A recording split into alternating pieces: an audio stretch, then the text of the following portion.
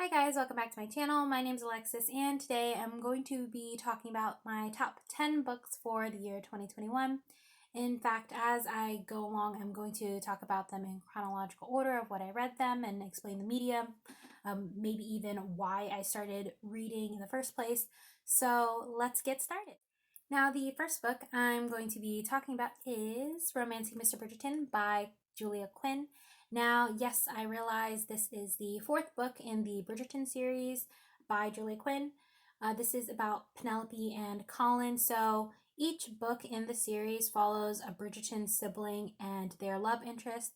In this case, Penelope is the best friend of one of Colin's younger sisters. Of his siblings, he is the third eldest. They're conveniently named alphabetically, so A, B, C, Colin. He is the third eldest brother and the third eldest in general.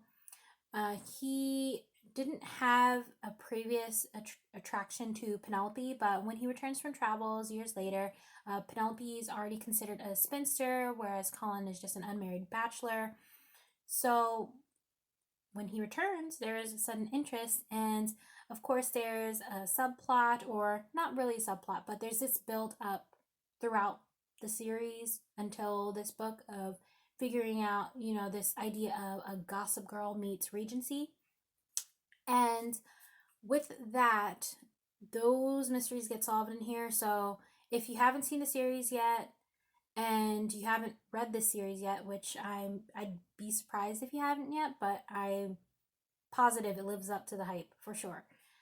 So in terms of that, I would read from book one, which is The Duke and I.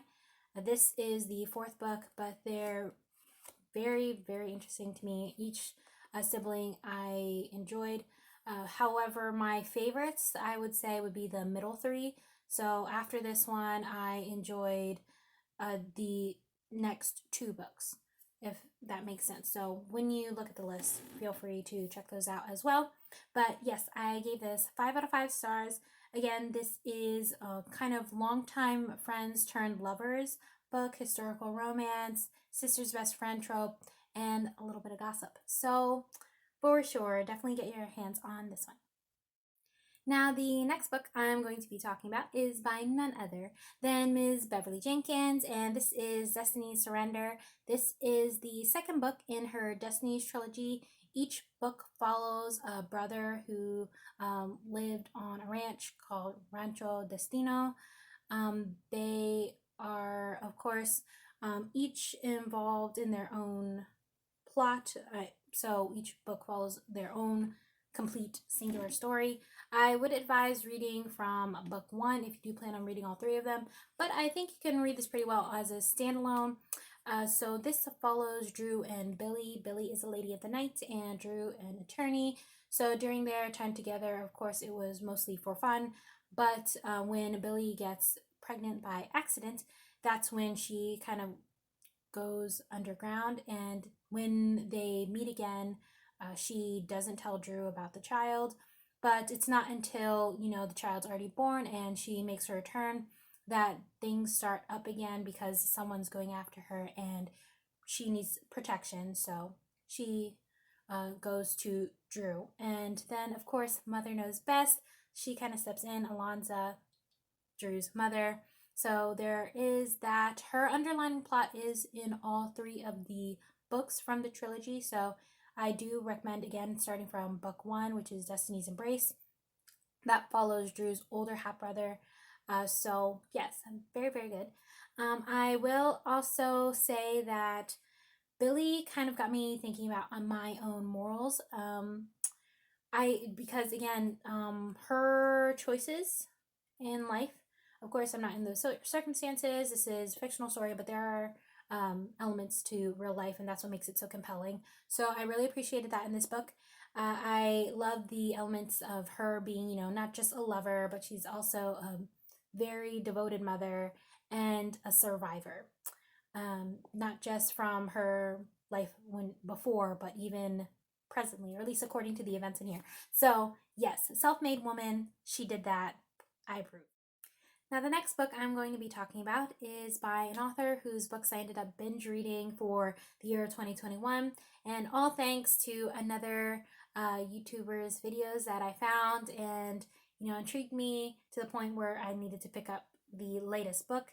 And after that, I just dove right into the rabbit hole of picking through her backlist.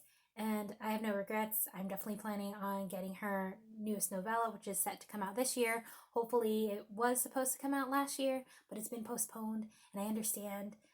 But just know you got a devoted fan if you ever see this. But Kennedy Ryan's real, and this is an office forbidden romance. This does include, of course, contemporary, but it does include elements of family estrangement, health issues, representation, loss of loved one. So those are some of the things that are featured in here. So be prepared if you decide to read. This is a dual perspective, first person written. I enjoyed it heavily because this is essentially Canon as a director trying to find his leading lady for a biopic about Desi Blue. And there are some chapters that are supposed to be from Desi Blue's point of view, but essentially Desi Blue is or was a jazz singer of the 1920s, fictional character, but inspired by real life, which totally makes sense. And if you just read it, you understand what I mean. Just the way our education system works in the US is very, very poor. I mean, there's hardly any mention of people of color, and whenever it is, it's always about civil rights, but never so much about, their successes and their push for things outside of, rights and law. There were other successes, I mean, within film, within music, within fashion. I mean, there are other things outside of law and order that, involve people of color. So we definitely wish we had more stories told, but we're getting there, and this is just another step forward. So Cannon is one of those directors trying to find his Desi Blue to portray in a film, and when he watches Neva on Broadway, I believe she's in a live production, and after watching her perform and sing, he immediately knows she is the one who's going to be his Desi Blue. Now, at that point, they have a recognized mutual attraction. It's sort of them getting to know each other first at work, but it's obvious they're attracted to each other. It's still forbidden because it's within the workplace. Very, very beautiful story. Again, I gave this 5 stars. Some of my favorite parts. Okay, so Neva, it starts off with her in her high school years. She was dating someone from high school, and someone close to her kind of got involved in cheating. So there's that in here. But again, it's very early on in the book. It's not a main piece of the story, but it definitely takes a little bite in there.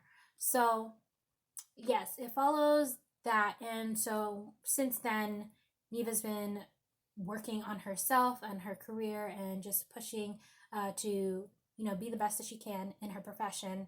And Cannon is hesitant to start their relationship because of a previous issue with a previous actress he used to work with. So that is also intertwined with this. But again, very beautiful story. Highly recommend.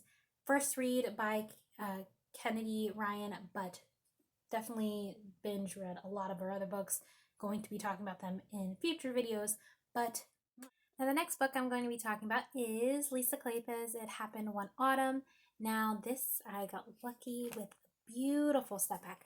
But this follows Lillian and Marcus. I will say this is the second book in her Wallflower series. There are 4 total. It's essentially a group of girls, 4 of them, who decide to band together as the Wallflowers and help each other find husbands.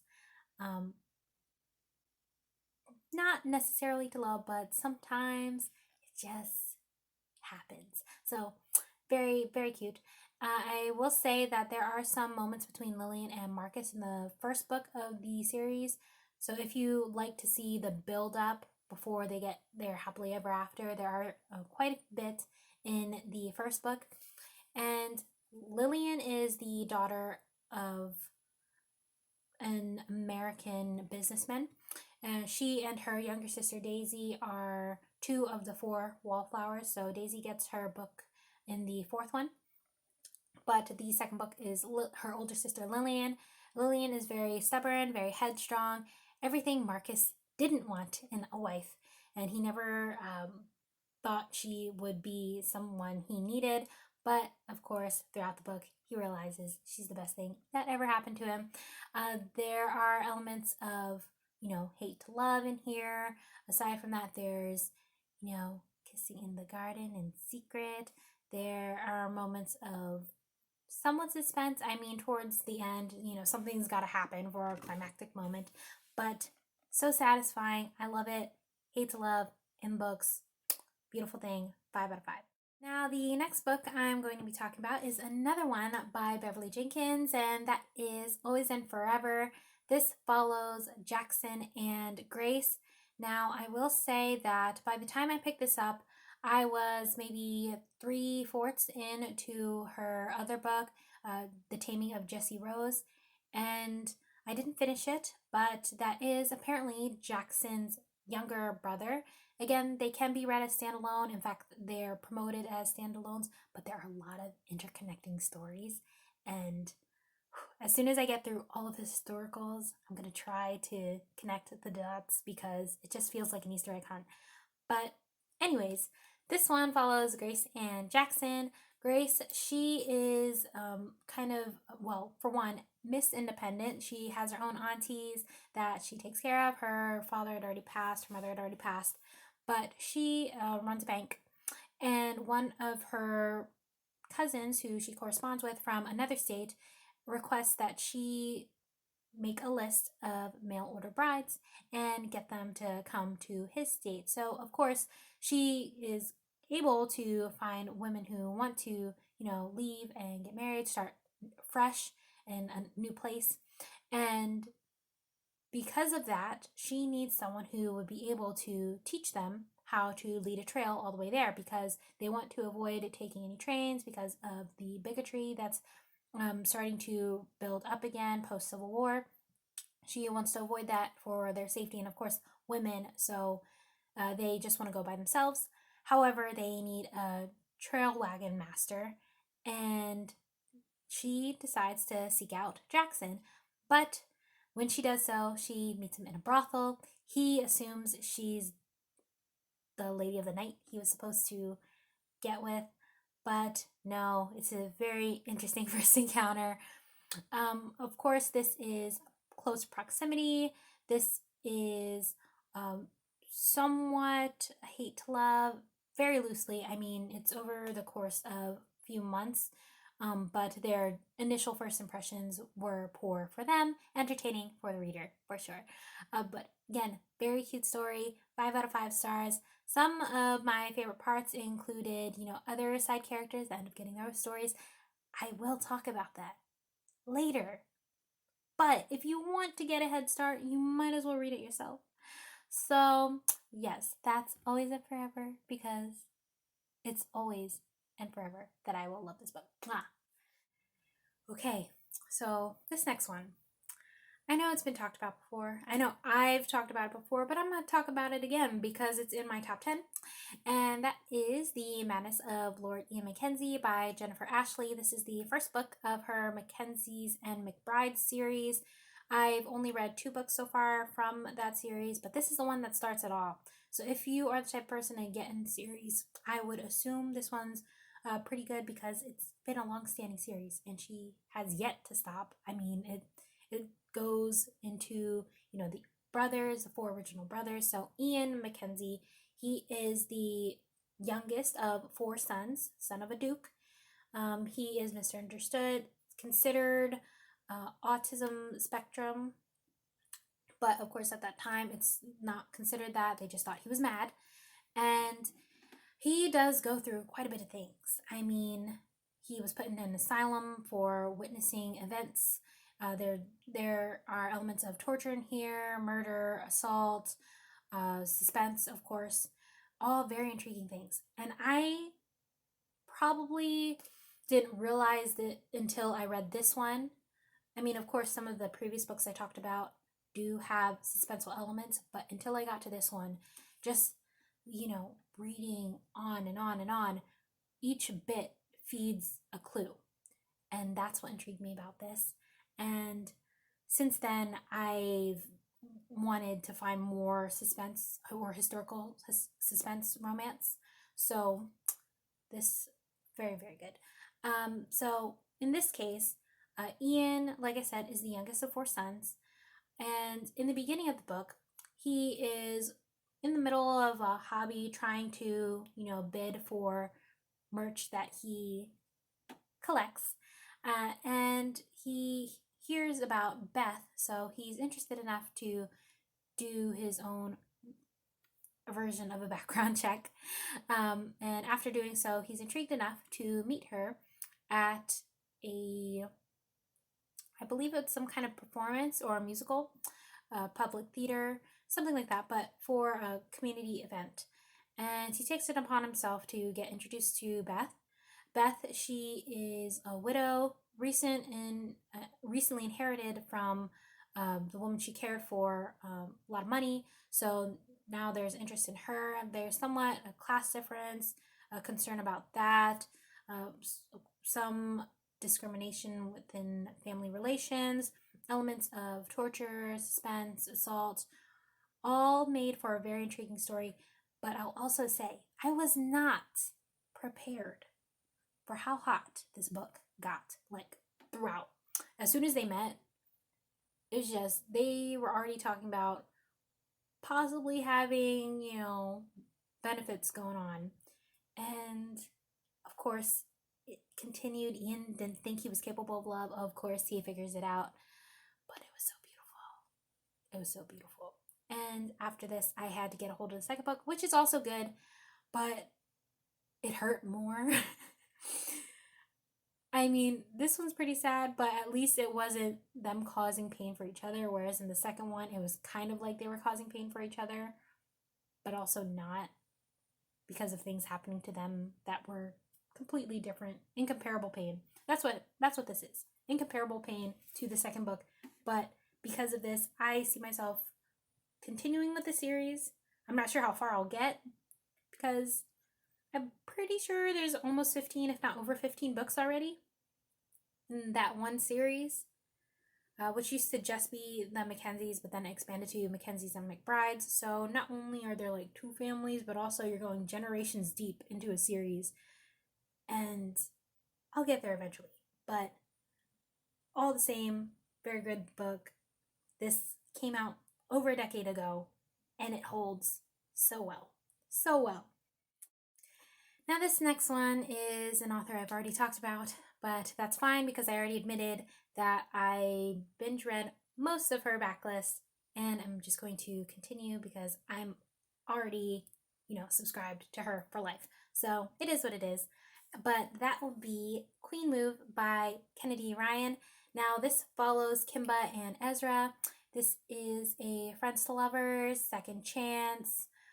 This is, just a really beautiful, beautiful story. It includes some family dynamics with children. There's a territorial X, kind of, and some fertility issues in here. So be prepared for that if those are your triggers. But anyways, Kimba and Ezra knew each other as children. In fact, they grew up together, shared birthdays. Beautiful thing, right? But it wasn't until they were in middle school did they start to realize they were, in fact, crushing on each other. But alas, it didn't last, and they are torn apart by family drama, and one of them moves away. Years later, after other relationships and having children, dismissing exes, never having a true connection to their relations or their partners, they find each other again. And it's a beautiful thing. I mean, there are some scenes in here that live permanently in my brain, or at least for a long period of time. A very long period of time. I still think about it. But there's definitely this moment with a door. That's all I'll say. And a bench. And a trampoline. I can't forget the trampoline. But those, man, I wasn't ready. I mean, Ezra could be a really good friend. Really good friend. And the commitment was just almost immediate. They just knew. And it was so beautiful. It's just such a beautiful thing. I can't express how much I enjoyed this book, because if I do, I'm going to reveal too much. And like I said before, I'm going to be talking about her other trilogies and series. I don't want to overshare here. So I'm just going to leave it at that. But just know, this hit me right here. This was perfect friends to lovers second chance for me. This is just... And family drama. Family drama is always entertaining. So kudos for that. Now, the next one I'm going to be talking about is Then Came You by Lisa Kleypas. Of course, I said I will be talking about authors more than once in here, and she's another one. This is a book about Lily and Alex. Now, Lily, she is a very independent woman, but she can also be really reckless. And because of that, there are things from her past that she can't run away from, but she also refuses to admit to, and it kind of gets her in sticky situations. But who else better to swoop in than Alex? And Alex does try to marry Lily's sister at first, but of course Lily kind of gets in between them. If you've read Julia Quinn's The Viscount Who Loved Me, that has a similar vibe to this because of that. And, maybe that is why this compelled me, but this story, the way it developed between Lily and Alex, for me, it was, again, hate to love. It involves some elements of suspense. There's blackmail here. There's secrets. Again, I don't want to share because reveal too much and then you can't fully enjoy it on your own. So, but yes, this one, 5 out of 5 stars. I do enjoy this better, or enjoy this more than Dreaming of You, which is the companion book, or they're in the same world, but Dreaming of You is about a side character in here who was kind of Lily's friend who was in love with her at the time, but never thought he was worthy of her. So in his book, he meets someone else, which is its own beautiful story. But between the two, I picked this one because this is kind of where we get to see, obviously Hate to Love, which I realize I like.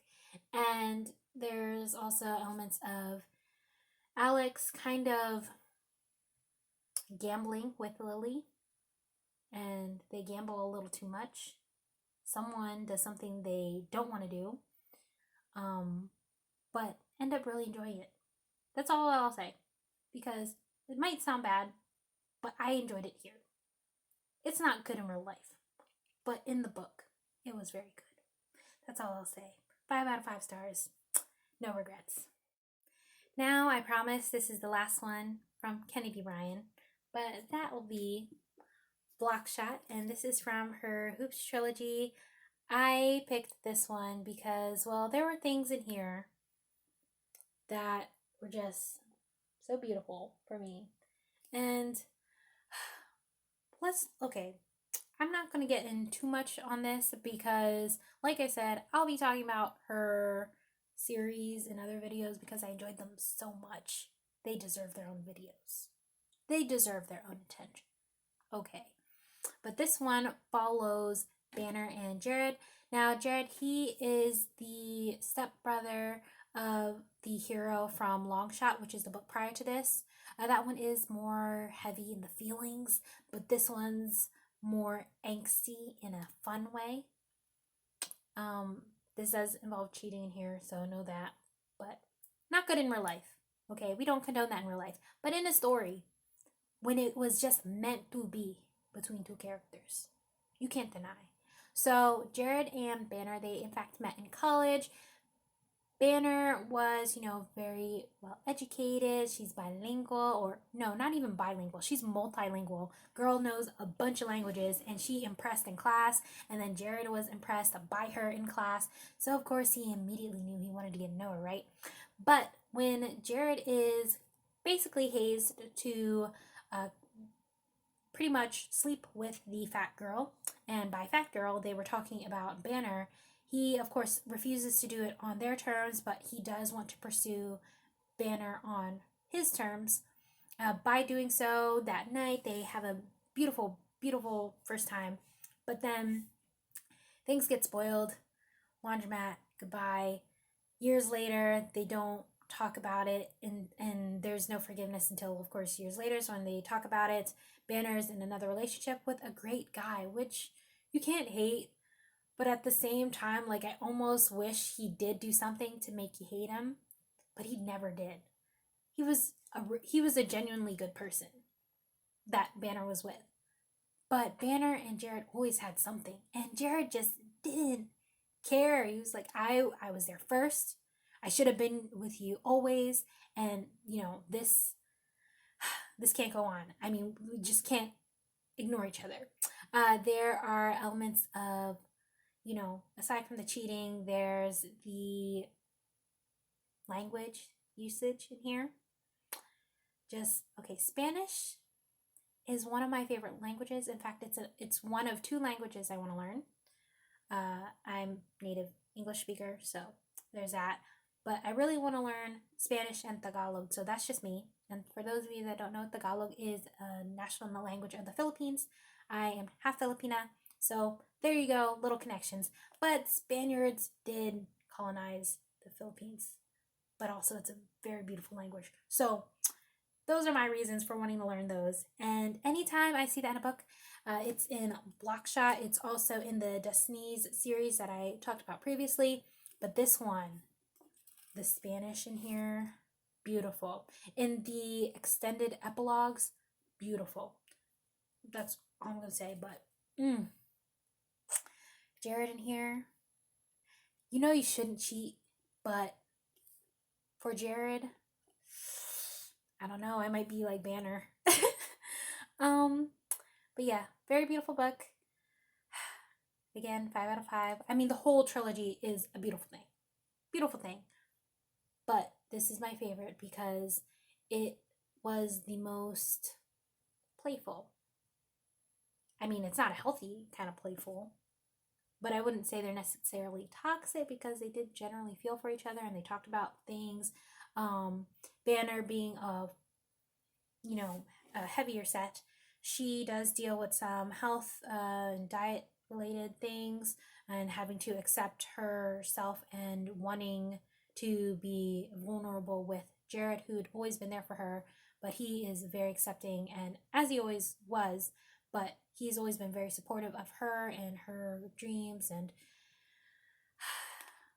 oh, and it's somewhat office romance, just a little bit, because they do get involved and work together. They're within the same field, so they did run around in the same circles.